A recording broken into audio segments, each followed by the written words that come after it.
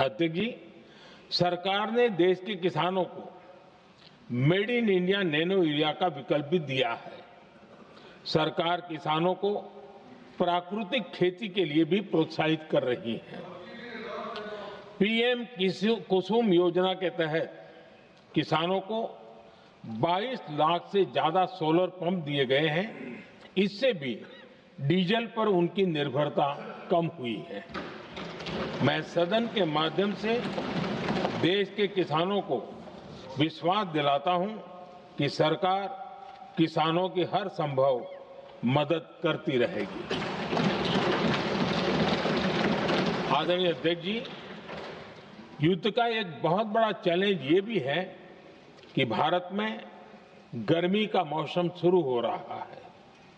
आने वाले समय में बढ़ती गर्मी के साथ बिजली की डिमांड बढ़ती जाएगी। फिलहाल देश के सभी पावर प्लांट्स के पर्याप्त कोल स्टॉक उपलब्ध है। भारत ने लगातार दूसरे साल 100 करोड़ टन कोयला उत्पादन करने का रिकॉर्ड बनाया है। पावर जनरेशन से लेकर पावर सप्लाई तक के हमारे सभी सिस्टम की निरंतर मॉनिटरिंग भी की जा रही है और सरकार की तैयारियां उसको रिन्यूएबल एनर्जी से भी मदद मिली है। बीते दशक में रिन्यूएबल एनर्जी की तरफ देश ने बड़े कदम उठाए हैं। आज हमारी total installed power generation capacity का आधा हिस्सा रिन्यूएबल सोर्स से आता है।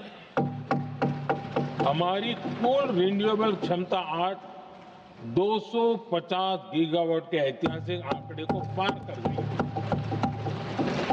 बीते 11 वर्षों में देश ने अपनी सोलर पावर कैपेसिटी करीब 3 गीगावाट से बढ़ाकर 140 गीगावाट तक पहुंचाई है।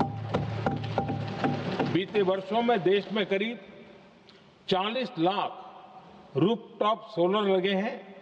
इसमें पीएम सूर्यघर मुफ्त बिजली योजना से भी लोगों को काफी मदद मिली है। गोवर्धन योजना के तहत देश में आज 200 कॉम्प्रेस्ड बायोगैस प्लांट भी काम करना शुरू कर चुके हैं। ये सारे प्रयास आज देश के बहुत काम आ रहे हैं।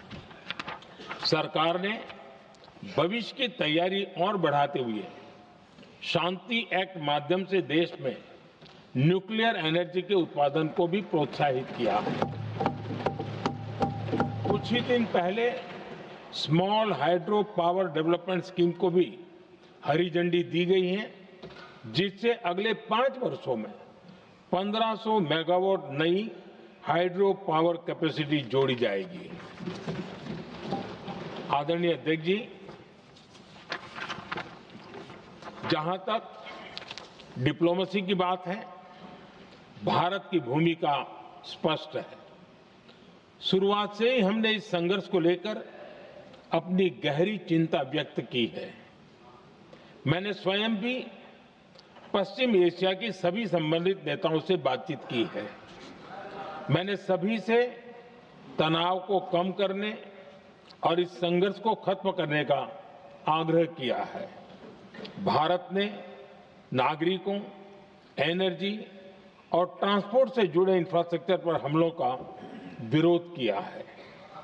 कमर्शियल जहाजों पर हमला और हॉर्मुज स्ट्रेट जैसे अंतर्राष्ट्रीय जलमार्ग में रुकावट अस्वीकार्य है।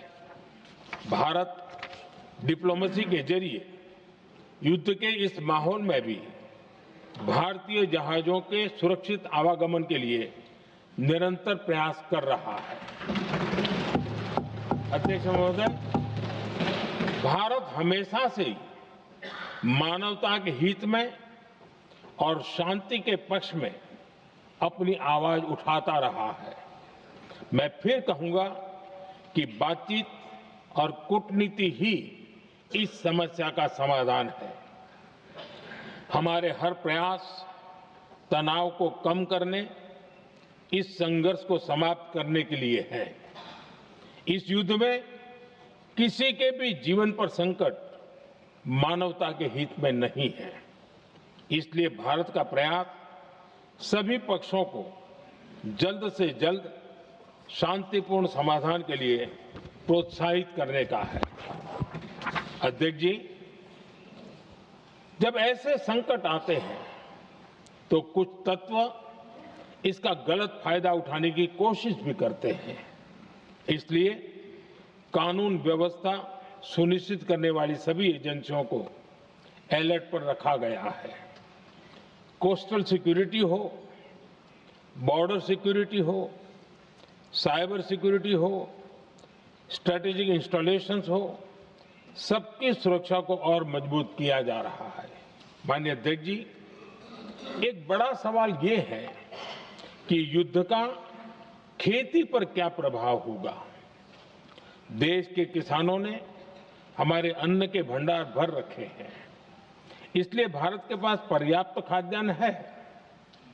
हमारा ये भी प्रयास है कि खरीफ सीजन की ठीक से बुआई हो सके। सरकार ने बीते सालों में आपात स्थिति से निपटने के लिए खाद की पर्याप्त व्यवस्था भी की है। अतीत में भी हमारी सरकार ने दुनिया के संकटों का बोझ किसानों पर नहीं पड़ने दिया था। कोरोना और उस समय के युद्धों के दौरान उस समय भी ग्लोबल सप्लाई चेन में डिस्टरप्शन आ गई थी। दुनिया के बाजार में यूरिया की एक बोरी 3,000 रुपये तक पहुंच गई, लेकिन भारत के किसानों को वही बोरी 300 रुपये से भी कम कीमत में उपलब्ध कराई गई। अध्यक्ष जी, देश के किसानों को इस प्रकार के संकटों से बचाने के लिए भी बीते वर्षों में अनेक कदम उठाए गए हैं। पिछले एक दशक में देश में 6 यूरिया प्लांट शुरू किए गए हैं। इससे सालाना 76 लाख मैट्रिक टन से अधिक की यूरिया प्रोडक्शन कैपेसिटी जुड़ी है। इस दौरान डीएपी और एनपीकेएस जैसी खाद का घरेलू उत्पादन भी करीब 50 लाख मैट्रिक टन बढ़ाया गया है। इतना ही नहीं, तेल और गैस की तरह खाद के आयात को भी डाइवर्सिफाई किया गया है। ऐसे ही डीएपी और एनपीके के आयात के लिए भी हमने अपने विकल्पों को विस्तार किया है। अध्यक्ष जी, इस युद्ध के कारण दुनिया में जो कठिन हालात बने हैं, उनका प्रभाव लंबे समय तक बने रहने की आशंका है। इसलिए हमें तैयार रहना होगा, हमें एकजुट रहना होगा।